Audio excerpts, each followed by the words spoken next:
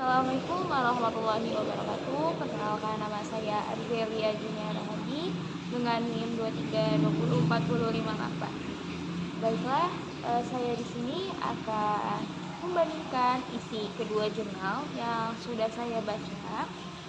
Yang pertama ini jurnalnya yang berjudul Iman dan Pengaruhnya dalam Kehidupan, yang ditulis oleh Melanavita, Indah Yulika Pertiwi, Dimas Arya Ahmadi, Sormin Sulfahmi, Wismanto. Dan latar belakang isi jurnal ini diterbitkan di Jurnal Manajemen dan Pendidikan Islam, Pendidikan Agama Islam, volume 2 nomor 2 pada bulan Maret 2024. Penerbitannya bertujuan untuk mengkaji pentingnya iman tidak hanya dalam ranah teologi, tetapi juga dampaknya pada amal dan akhlak dalam kehidupan sehari-hari. Nah, isi utama topik jurnal ini menjelaskan pentingnya iman sebagai fondasi akhlak dan amal serta hubungannya dengan kehidupan individu dan sosial. Hubungan iman, amal, dan akhlak, dampak iman pada kehidupan sosial, dan pentingnya penerapan iman dalam perilaku sehari-hari. Pendekatan yang digunakan dalam jurnal ini menggunakan metode penelitian studi pusaka atau libraries research atau analisis isi terhadap Al-Quran dan hadis, dan pendekatan teologi dan pendekatan jurnal ini pendekatan dengan teologis untuk menjelaskan kaitan iman dengan amal dan akhlak. Pendekatan itu menggunakan sosiologis untuk melihat dampak iman dalam kehidupan sosial.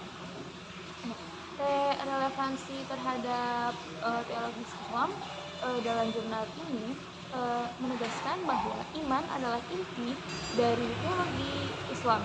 Iman itu merupakan tasdik atau pembenaran yang disertai dengan amal. Tasdik dengan amal itu dua hal yang tidak dapat terpisahkan. Maka apabila terdapat tasdik, amalnya pun ada.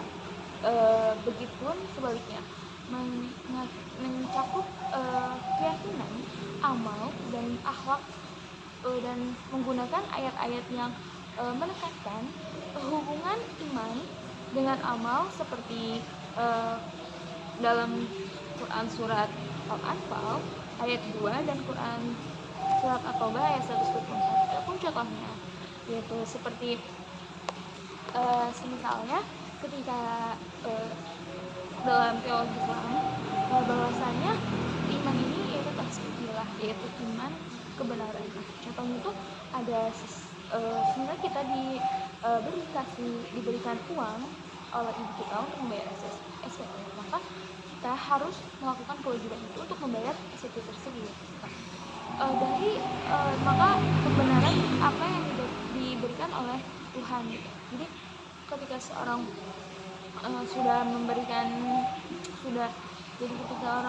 ketika orang tua kita sudah memberikan uang kepada kita untuk membayar SPP, maka itu harus diperbayakan. Jadi ada iman, ketika iman itu menjadi amal, atau sebelum amal itu kita harus mengetahui pengetahuan.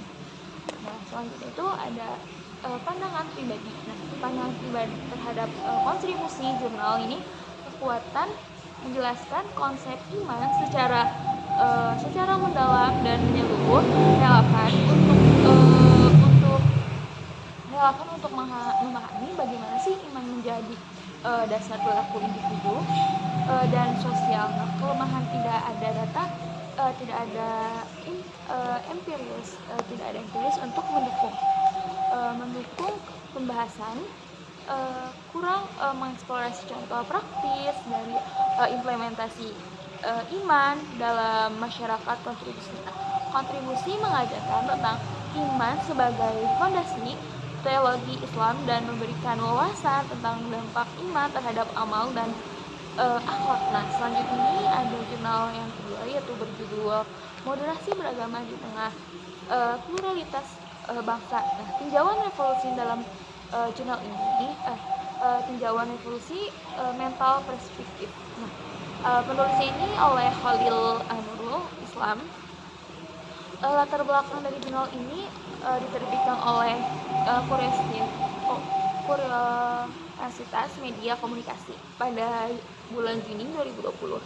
Artikel ini mengeksplorasi konsep moderasi beragama dan pluralitas dalam masyarakat Indonesia melalui pendekatan revolusi mental. Adapun isi utama dari topik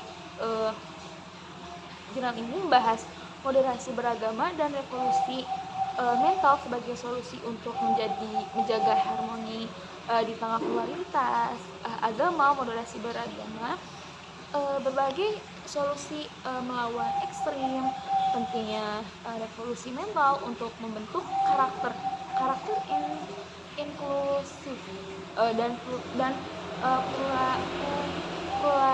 pluralitas agama sebagai fitnah ilahi. Nah, pendekatan yang digunakan metode penelitian di jurnal kedua ini dengan studi pusaka sama seperti jurnal yang pertama. Nah, analisis konseptualnya ini dan tafsir Al-Quran terkait moderasi beragama dan pluralitas agama. Nah, pendekatan teologis berbasis Al-Quran.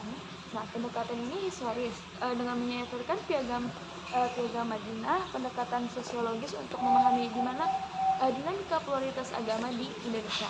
Nah, revolusi terhadap teologis Islam.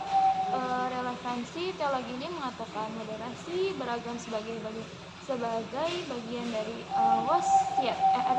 wasatiyah Islam. Ini artinya itu pertengahan yang relevan dengan ajaran Islam sebagai agama tengah mengajarkan toleransi dan intervensi itu, sementara revolusi mental membentuk pola pikir yang positif untuk menghadapi perbedaan dan berbasis pada ayat-ayat Al-Quran yang menggarisbawahi moderasi dan pluralitas seperti Quran Surat Al-Maidah ayat 48, Quran Surat Al-Hujurat ayat 13, dan Quran Surat Al-Ra'd ayat 11. Pandangan pribadi tentang kontribusi jurnal ini untuk kekuatan. Nah, kekuatan memberikan solusi aplikatif untuk siswa pluralitas agama melalui moderasi beragama dan revolusi mental, dan sangat relevan dengan konteks Indonesia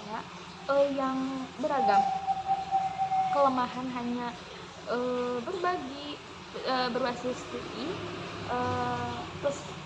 pustaka tanpa data empiris dan tidak membahas perbandingan global yang dapat memperkaya